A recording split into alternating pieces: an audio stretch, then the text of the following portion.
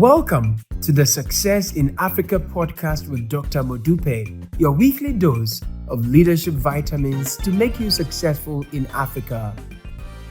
Hello and welcome to the Success in Africa Leadership Podcast. My name is Dr. Modupe Taylor Pierce, and I am a scholar and practitioner of leadership and organizational development. Simply put, I study what makes people successful. I've been doing this for 3 decades now, with a particular focus on people experiencing success right here in Africa. And in this podcast, what I do is I share stories, lessons, and insights about some of these people. Why do I do this? Because I have a vision for Africa. My vision is that Africa will be a high-income continent by the year 2040. And for that to happen, I need you and every other African listening or watching to this podcast to become successful. So if you are serious about being successful right here in Africa, I encourage you to like and subscribe to this podcast. This episode is brought to you courtesy of Legacies of Africa, a retooling program for senior African executives who are ready to retire from full-time work or recently retired, but they are still intentional about having a positive impact in Africa. No matter where you are in the world today, if you are between 50 and 70 years old, of African origin, and you've been an executive in a company, and you're ready to retire but not too tired to leave a legacy, this program is designed for you, and it may be right for you. Click the link on the screen to find out more and apply for the program. Only a select few will be chosen. You'll be taken through a discussion one-on-one with someone in order to see whether this is the right program for you. And hopefully, you can have that positive impact in Africa. So let's get into it. There is a saying that you do not truly know what a person is made of until they have lost everything and been forced to decide whether to get back up. By that measure, Femi Otedola has been tested many times. And every single time, he got back up. That resilience, combined with a remarkable instinct for business and a willingness to take calculated risks in one of the world's most challenging business environments, is what has made him one of the most admired and closely watched business figures in Africa today. Olufemi Peter Otedola was born on the 4th of November 1962 in Ibadan, Oyo State, Nigeria. His father was Sir Michael Otedola, who served as the governor of Lagos State from 1992 to 1993. Growing up in a prominent family gave Femi exposure to public life and the weight of responsibility. But it did not make his path in business automatic or easy. He studied at the Obafemi Awolowo University in Ile-Ife, and his first business experiences came from working at his father's printing press, the Impact Press. From there, he launched Center Force Limited, a finance and investment firm during Nigeria's economically turbulent 1990s.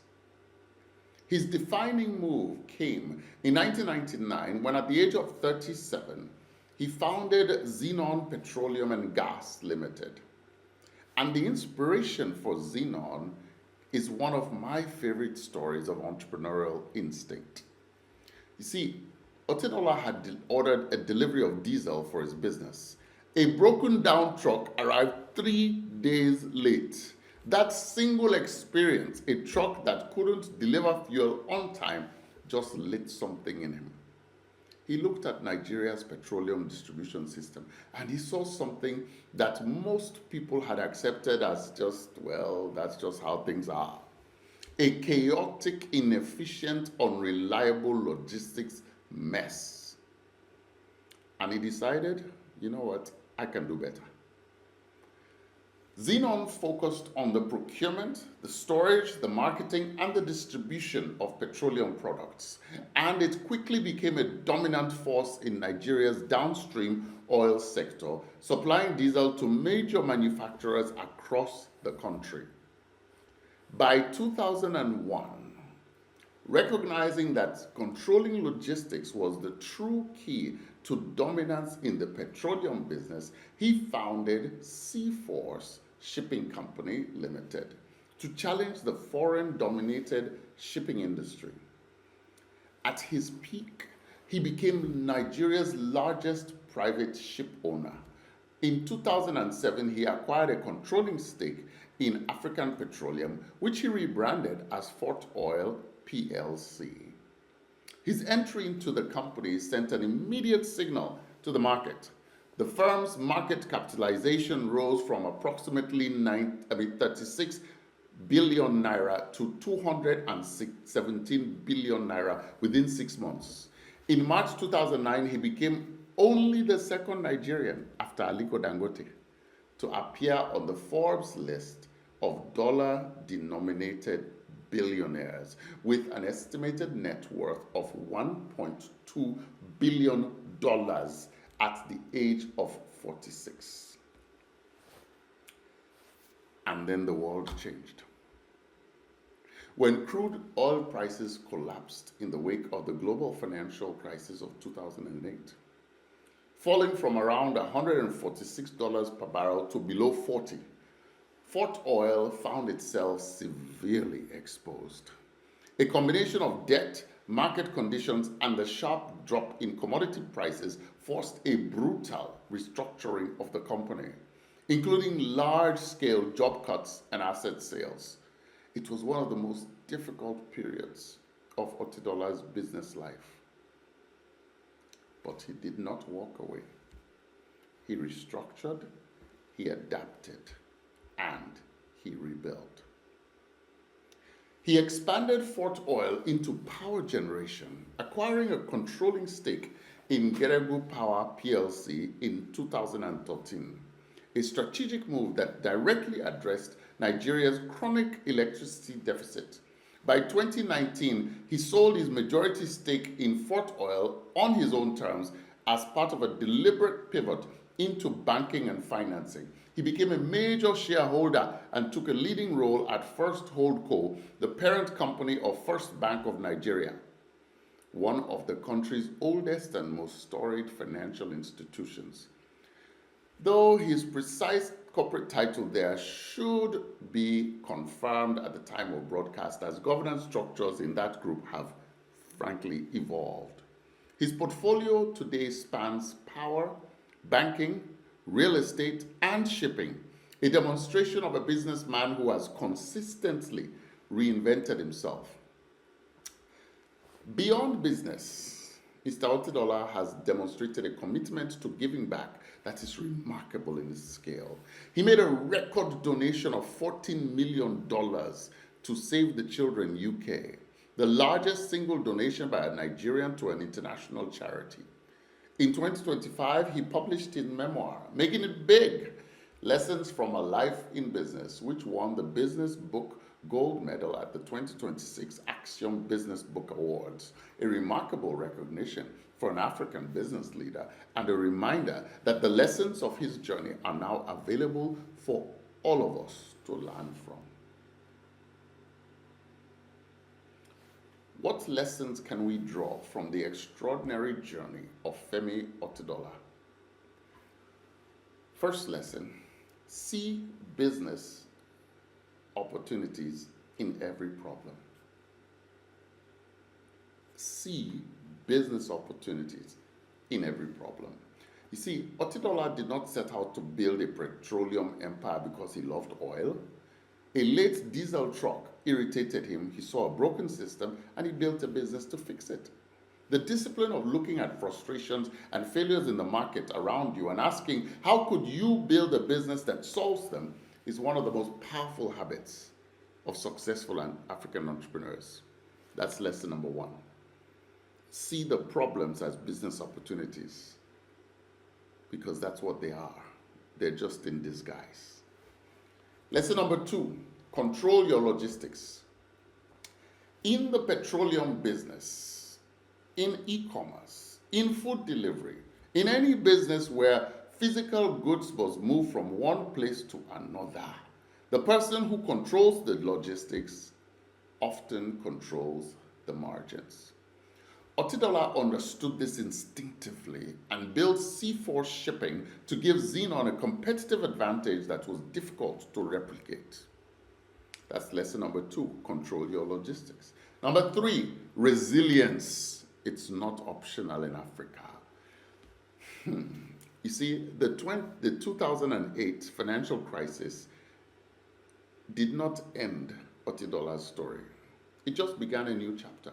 In Africa, where the business environment is volatile and external shocks are frequent, the capacity to absorb setbacks and continue to move forward is not a bonus attribute. It is the foundational requirement of success. Which leads me to the fourth, know when to pivot.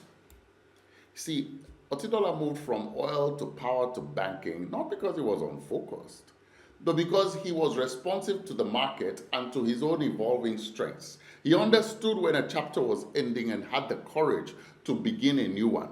That's a really, really important quality. To put it differently, don't get married to any business, because the needs of the market may change and your capabilities may change. So be ready to pivot. The fifth and final lesson, success carries an obligation to give back, or as I love to put it, to pay it forward. Otedola's foundation, the $14 million that he donated to education, and his willingness to share his lessons publicly through his memoir, all reflect a conviction that the point of building wealth is not just to hold it, but to use it to build a better Africa. 5 lessons. Recognize that problems are just business opportunities in disguise. Control your logistics. Resilience is mandatory. Know when to pivot. And recognize that success carries an obligation to pay it forward. Folks, we've come to the end of today's episode. I do hope that you've learned quite a bit more about what it takes to achieve success in Africa from the journey of Femi Otedola. Over the course of these episodes, you'll see that we profile people from various different backgrounds. Some of them were born into households of power and fame. Some of them were born into poverty. Regardless of what they did, it is their journeys that we learn from. And Femi is one example of somebody born into a house of power, but he didn't just follow his father's path. He charted his own. And even when he went down and suffered, he was able to get back up. So, please remember, share this with others. If you have benefited from this episode, share it with your friends, because together we're going to build this amazing continent of Africa. See you next week. Tomorrow belongs to those people who prepare for it today. See you next week.